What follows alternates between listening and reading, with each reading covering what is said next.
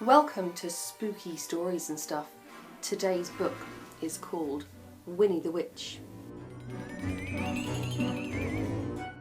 Winnie the Witch lived in a black house in the forest. The house was black on the outside and black on the inside. The carpets were black, the chairs were black, the bed was black, and it had black sheets and black blankets. Even the bath was black. Winnie lived in her black house with her cat Wilbur. He was black too. And that is how the trouble began. When Wilbur sat on a chair with his eyes open, Winnie could see him. She could see his eyes anyway. But when Wilbur closed his eyes and went to sleep, Winnie couldn't see him at all. So she sat on him. Meow. When Wilbur sat on the carpet with his eyes open, Winnie could see him. She could see his eyes anyway.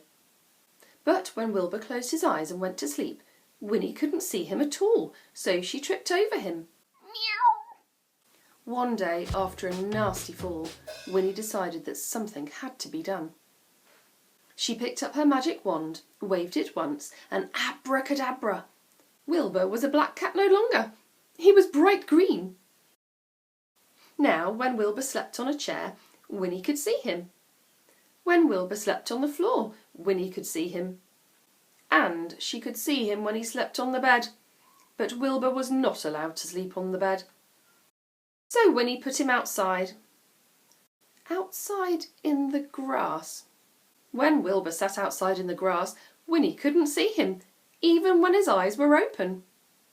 Winnie came hurrying outside, tripped over Wilbur, turned 3 somersaults and fell into a rose bush. This time, Winnie was furious.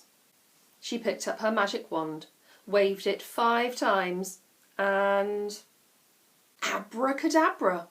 Wilbur had a red head, a yellow body, a pink tail, blue whiskers, and 4 purple legs. But his eyes were still green.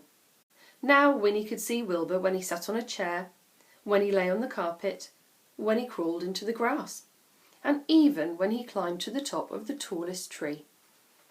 Wilbur climbed to the top of the tallest tree to hide. He looked ridiculous and he knew it. Even the birds laughed at him. Wilbur was miserable. He stayed at the top of the tree all day and all night. Next morning Wilbur was still up the tree. Winnie was worried. She loved Wilbur and hated him to be miserable.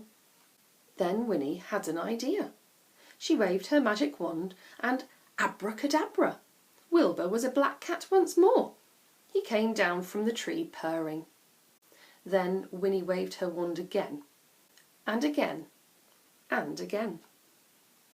Now, instead of a black house, she had a yellow house with a red roof and a red door. The chairs were white with red and white cushions. The carpet was green with pink roses. The bed was blue with pink and white sheets and pink blankets.